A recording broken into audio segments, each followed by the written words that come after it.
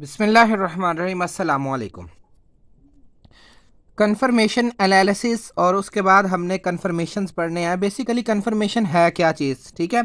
तो अब हम जानते हैं कि कंपाउंड जो है वो जैसे कि सैचुरेटेड हाइड्रोकार्बन जिनको हम अल्केन भी कहते हैं, तो carbon atom in alkane are connected through single bonds. कि अल्केन्स में जो कार्बन एटम होते हैं वो सिंगल बॉन्ड होते हैं, और जो atom connected by single bond can rotate that bond without breaking it. अब जो कार्बन एटम अल्केन में होते हैं वो होते हैं सिंगल बॉन्डेड, और सिंगल बॉन्ड को आसानी के साथ हम इस तरीके से जो है वो क्या कर सकते हैं, रोटेट कर सकते हैं, ठीक है। तो the energy required for this rotation is very low. अब देखिए जो कार्बन एटम जो सिंगल बॉन्ड के जरिए एक दूसरे से अटैच होते हैं जिनको हमने रोटेट करना होता है, तो सिंगल बॉन्ड के जो इर्द गिर्द रोटेशन है वो बहुत ही कम एनर्जी में जो है वो हो सकती है। वो एनर्जी कहाँ से आ सकती है? देखें कि जो मालिक्यूल्स हैं अल्केन्स के, अब फर्ज करें हमारे पास जो है वो इथेन आ जाती है, ठीक है। तो इथेन के जो मालिक्यूल्स हैं, अब हर मालिक्यूल क्या होता है कि जब इथेन गैस है तो क्या है, मालिक्यूल आपस में टकराते हैं, तो टकराने से उनके क्या होता है कि एनर्जी जनरेट हो जाती है। उन्हीं का मतलब उनके टकराने से ही जो है वो एक दूसरे के जो मालिक्यूल्स है वो रोटेशन शो कर देते हैं। तो collision are responsible for the energy transfer among molecule and this energy is sufficient to bring about rotation about a single bond. For this reason the rotation is termed as free rotation. क्योंकि जो molecules हैं वो आपस में टकराने के बाद ही उनके पास इतनी एनर्जी होती है कि सिंगल बॉन्ड के जो है ना वो इर्द गिर्द रोटेशन हो सके इस तरीके से, तो इसलिए इसको हम फ्री रोटेशन कह सकते हैं। तो different three dimensional arrangement of atoms that result due to free rotation about carbon carbon single bond are known as conformation. तो वो जो अरेंजमेंट, वो जो स्ट्रक्चर हमें मिलते हैं जब कार्बन एटम जो है वो सिंगल बॉन्डेड जुड़ा हो, तो उस वक्त जो फ्री रोटेशन हो रही हो, तो उस वक्त उस रोटेशन के बाद जो हमें स्ट्रक्चर मिलते हैं उनको हम क्या कहते हैं, कन्फर्मेशंस कहते हैं। तो the individual structure arising due to free rotation are known as conformers और conformational आइसोमर्स, और इस फिनोमिना को जो है वो कन्फर्मेशनल एनालिसिस भी कहते हैं या आइसोमेरिज्म भी कहते होते हैं, ठीक है। तो अब सबसे पहले हम देखते हैं कि कन्फर्मेशन ऑफ इथेन, इथेन के कन्फर्मेशन। तो सबसे पहले हमें इथेन के कन्फर्मेशन से पहले हमें कुछ ना एटमों के जो है ना वो जैसे कि बॉन्ड लेंथ और बॉन्ड एंगल के बारे में हम फर्स्ट थ्री अल्केन के देखते हैं। जैसे कि ये मिथेन है, ठीक है। मिथेन में जो है ये वाला कार्बन एटम है, ये हाइड्रोजन है। कार्बन और हाइड्रोजन के दरमियान जो डिस्टेंस है वो है 109 पिकोमीटर, और दो कार्बन एटम के दरमियान जो है वो जो हाइड्रोजन एटम के दरमियान जो बॉन्ड एंगल है वो है 109.5, और इसको हम टेट्राहेड्रल एंगल भी कहते हैं। सेम इसी तरह अगर हम इथेन के देखते हैं तो दो कार्बन एटम के दरमियान जो डिस्टेंस है वो 153 पिकोमीटर है, और इसका और यहाँ से यहाँ तक का मतलब इस बॉन्ड का इस हाइड्रोजन के साथ जो बॉन्ड है इथेन के, ये 3 हाइड्रोजन है, यहाँ पर ये भी कार्बन का एटम है, ये 3 हाइड्रोजन है, ये 3 हाइड्रोजन है। तो यहाँ से यहाँ तक का जो बॉन्ड एंगल है वो बनता है 111 मतलब 111 डिग्री, और कार्बन और हाइड्रोजन का डिस्टेंस जो है वो 111 पिकोमीटर बनता है।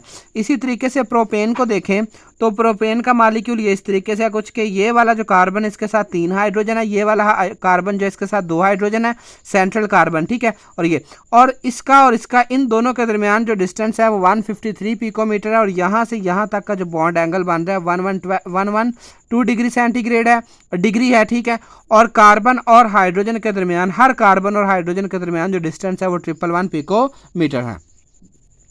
तो the free rotation in case of ethane about C sigma bond result in two conformation, they are staggered and eclipsed, ठीक है। अब ये जो रोटेशन हो सकती है, रोटेशन के बाद अब देखें जैसे कि ये इथेन का मालिक्यूल है, तो अब ये वाला मालिक्यूल इस तरीके से रोटेट कर सकता है, मतलब यूँ समझे कि ये सिग्मा बॉन्ड है, ठीक है, दो कार्बन के दरमियान, तो आप इसको इस तरीके से जो है ना वो रोटेट कर सकते हैं, तो ये फ्री रोटेशन कहलाती है। तो when carbon hydrogen bond on each carbon are at the maximum distance and have minimum repulsion give rise to stagger conformation।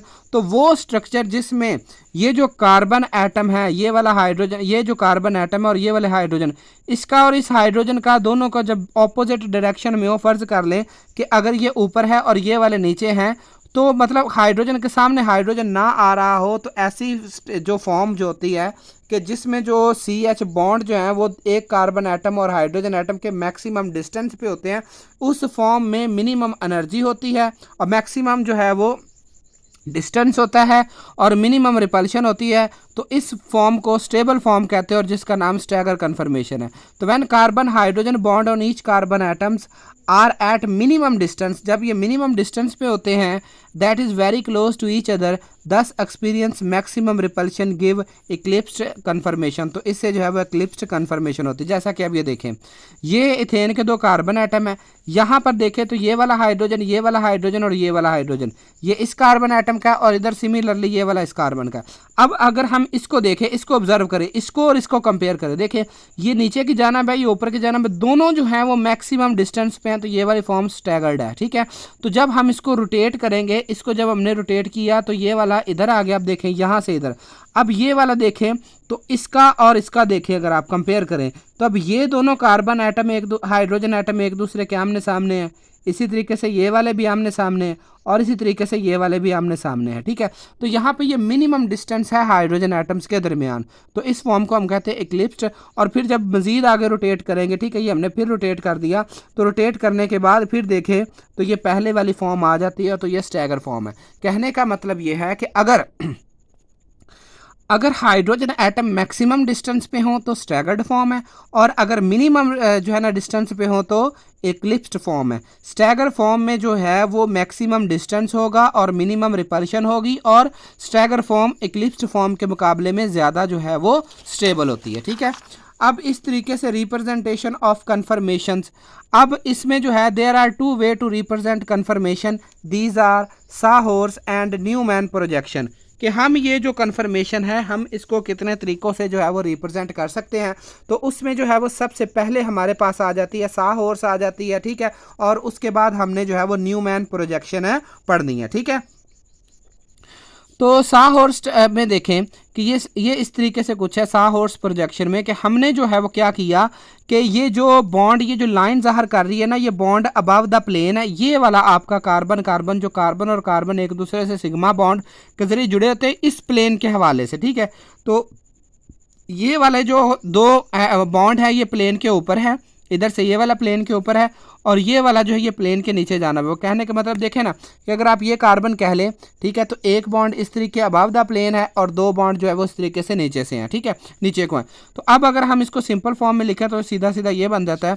तो ये वाली फॉर्म स्टैगर्ड है। अगर आप देखें तो ये इस हाइड्रोजन का और इस हाइड्रोजन का, इस हाइड्रोजन का, इस हाइड्रोजन का जो है वो डिस्टेंस है मैक्सिमम है, ठीक है।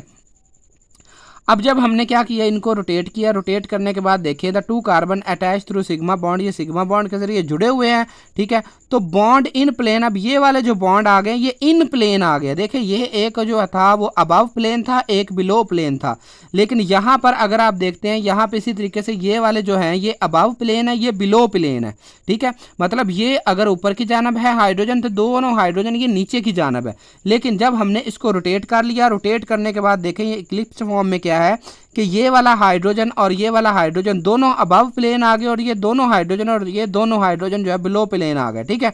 तो ये वाली फॉर्म जो है वो यहाँ पर मैक्सिमम रिपल्शन होगी, यहाँ पर जो है वो मिनिमम रिपल्शन है।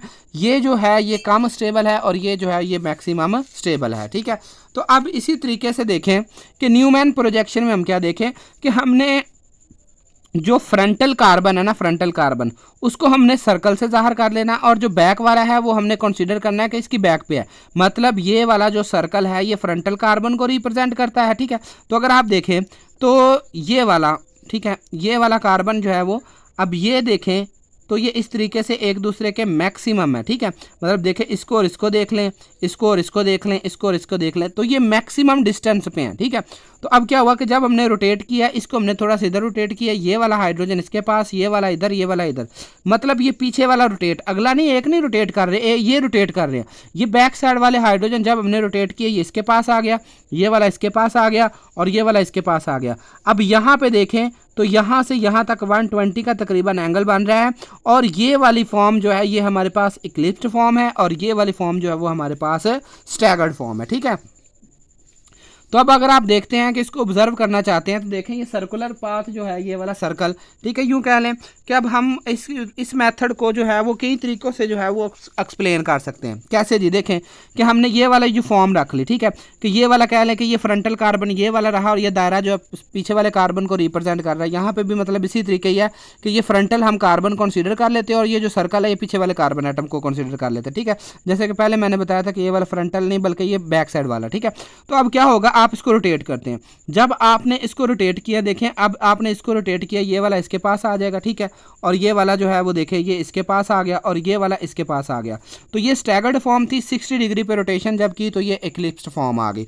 इसी तरीके से जब इसको फिर 60 डिग्री पे आपने रोटेट किया तो ये वाला इधर जो है देखें ये और ये ऑपोजिट, ये और ये ऑपोजिट, ये और ये ऑपोजिट आ जाते हैं।